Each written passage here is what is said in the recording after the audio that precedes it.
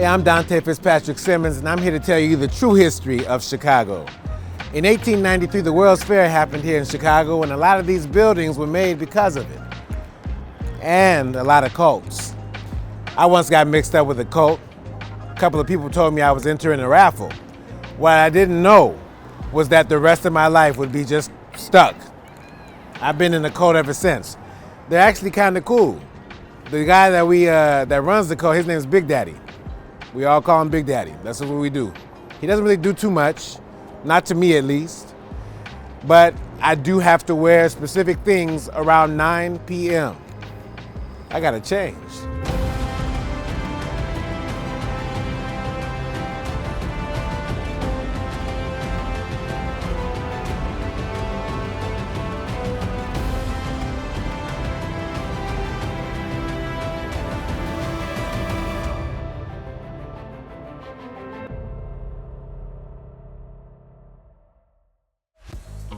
I'll be real with you all.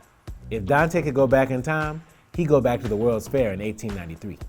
It was bumping. Everywhere you went, there were fun things to see and do.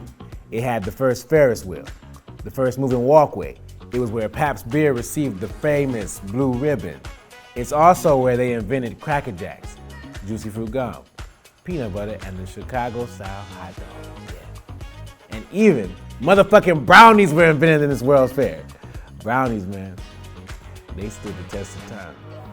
There were over 65,000 exhibits and several hundred performers. 65,000 exhibits? That's a fucking bigger than Disney World, okay. In the middle of all these exhibitors was this lady named Claudette Gator. She worked at the Heinz factory in Pennsylvania, but got fired because she kept telling people the baked beans had special spiritual powers. They found her and her supporters swimming around naked in a whole vat of beans in the back. That's nasty. All these people eating beans and this motherfucker swimming in them. Old girl got fired, so she came to Chicago to set up a booth at the World's Fair. She would preach there every day, and it started to cause a ruckus with the other booths. Claudette started to fight with the Cracker Jack people, and the police had to break it up because there were 2 blocks of people throwing beans and caramel corn at each other. Claudette Gator and her beans were evicted from the World's Fair.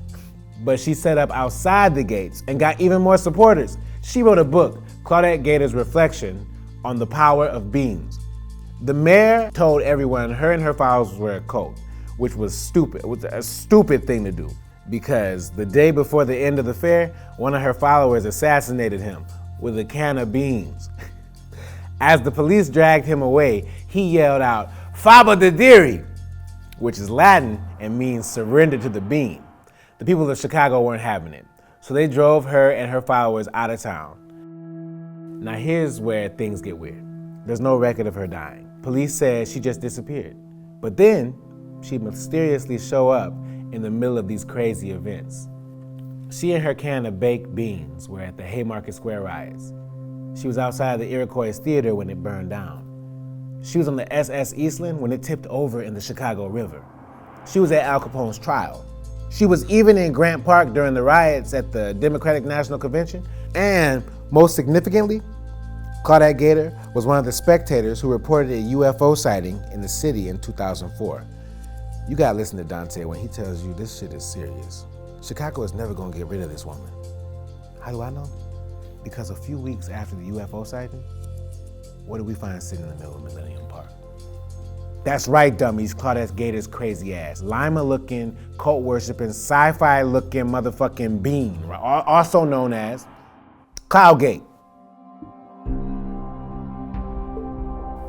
And rumor has it, every photo you take in front of the bean sends some of your soul directly to Claudette Gator and her crazy followers. That's why you'll never see Dante down there. Dante doesn't fuck around with any beans. I'm not out here trying to get my soul snatched from some crazy ass bean cult. And that's the true story of the Chicago bean, believe that. I don't fuck with beans. I saw what you was eating during lunch earlier today, and I told y'all not to bring that shit in here. Cause you knew I was talking about this today, and you over there eating beans and Franks. I got you, Rodney. I got you. And I know something told me that something was off about you, Rodney, when you walked up in here eating them damn baked beans. Who the fuck brings baked beans for lunch, Rodney? Make a goddamn sandwich. Shit. Somebody needs to get Rodney out of here, or at least put him in a different room, because he smells like baked beans. And that shit's got me freaked out, especially as we telling this story. You laughing over there, Rodney. What's fucking funny? What's fucking funny, Rodney? Let Dante come over here and show Dante what's funny, Rodney, huh? Show Dante what's funny.